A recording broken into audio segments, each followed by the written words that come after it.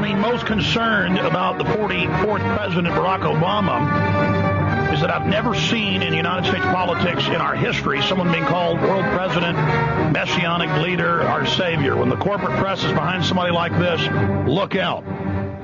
Congressman Ron Paul joins us out of the gates for his analysis, his breakdown.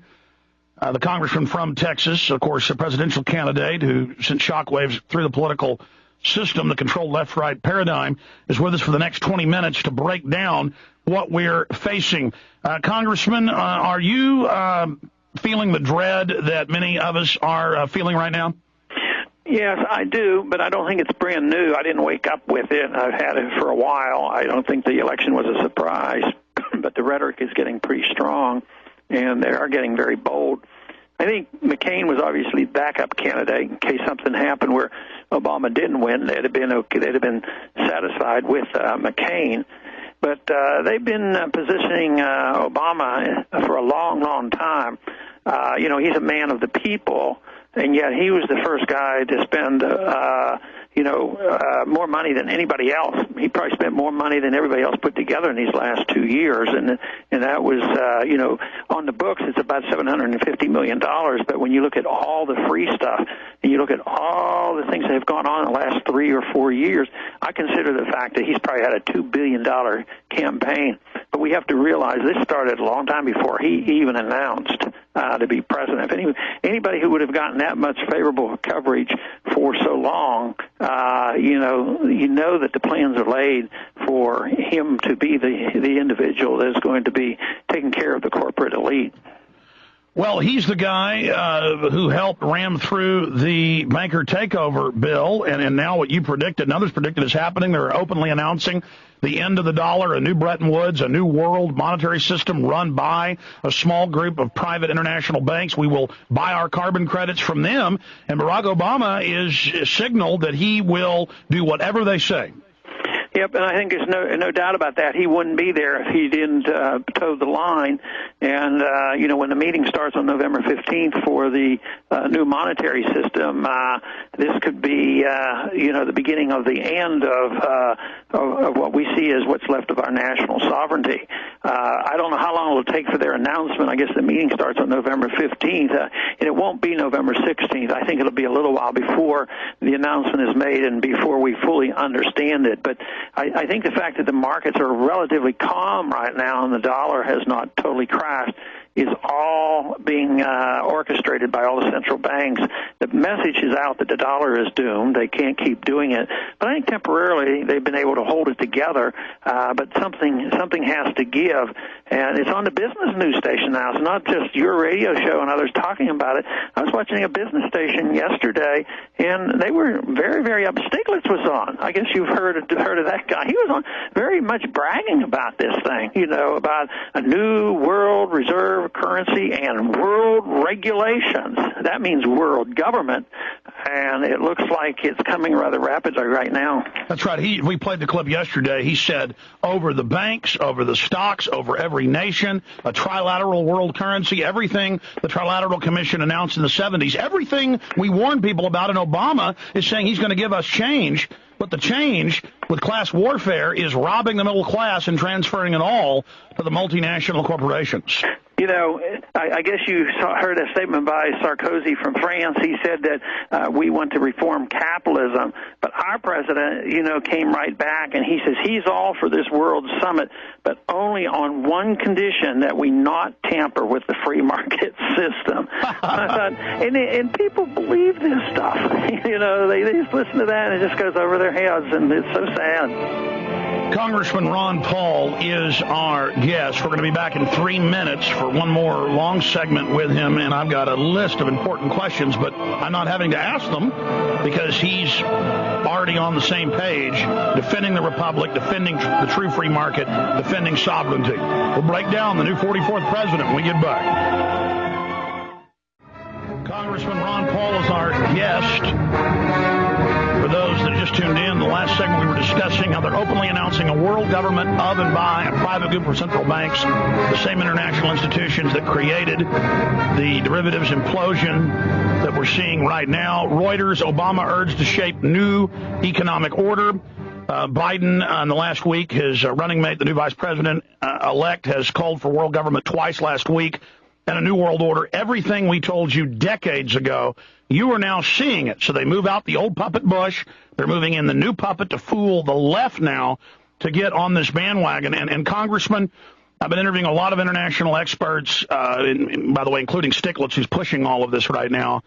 And they are saying, yes, the big announcement that Powell's talking about on the 21st or 22nd of January will be devaluing the dollar and basically announcing a new economic order run by the very people that orchestrated all of this.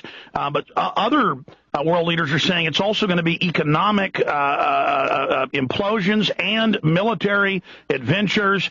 Pakistan. What is this huge event where they're naming dates but then won't tell us what it is? Well, they're just getting us prepared, and they are doing the planning, and they're in charge.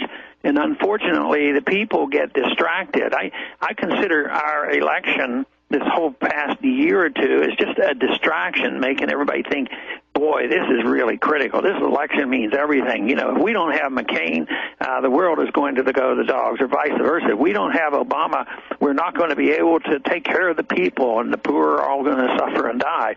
And it's all orchestrated to people, so people are misdirected from the important issues of war and peace and money and the Federal Reserve and the business cycle and all these calamities that are going on.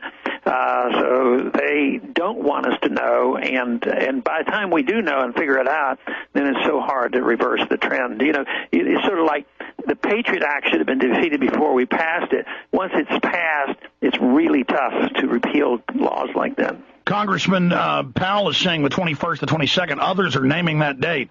You're there at the Hill. You're closer to the inside of the actual workings of power than the general public is. Have you heard anybody who has inside knowledge about what the crisis is, or is it going to be the announcement of the New World Order?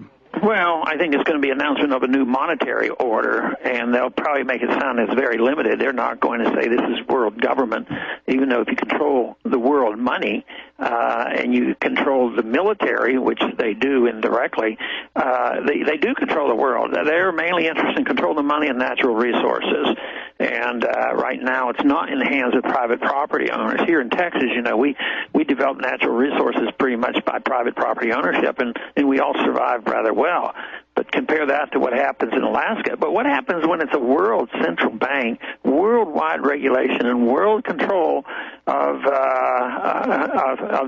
whole system of all the commodities and all the natural resources? What else can you call that other than world government?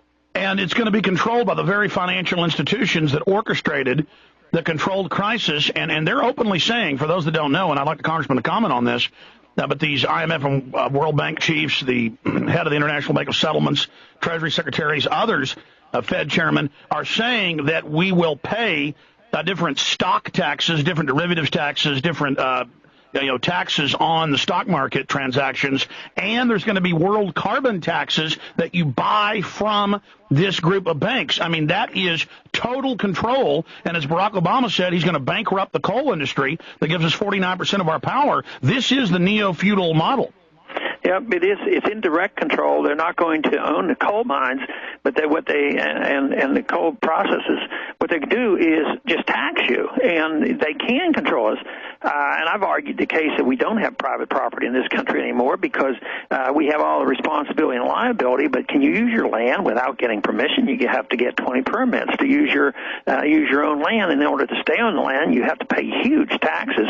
So we pay rent to stay on our own property. Can't use unless you get government control and government permission. But here now, the permission isn't going to just come from Austin or just come from Washington. Now we're going to have to go to La Hague or wherever they control things. And the big thing here is it slows things up so much. I imagine a few of them think that they'll be able to manage this and we'll be able to help take care of everybody, but obviously that isn't the case. They're going to make this world a lot poorer. So Obama is the Pied Piper after 8 years of George Bush and all of his New World Order policies to lead America into the New World Order. That's why Newsweek's calling him the president of the world. They're calling him that in British and German and French newspapers. Obama mania in Germany. I mean, they are calling him the one. They are calling him the leader. I mean, anytime you see that in history, Congressman, isn't that dangerous? I mean, that means not only dangerous, but maybe we have crossed the Rubicon. You know, maybe it's going to be very difficult. So we have to look for sources of optimism, and what do we do? Ultimately, though, all that happens to us is a result of philosophy and beliefs and convictions, and that's where I think we've made some inroads. You know, in spite of the shortcomings of our campaign, I think we made some inroads in calling attention to a lot of people in this country the importance of monetary policy, the importance of the central bank, the importance of how government causes so much problem. It's just that we're in the minority. That's right. Your campaign covered all the issues that are now unfolding center stage on the world.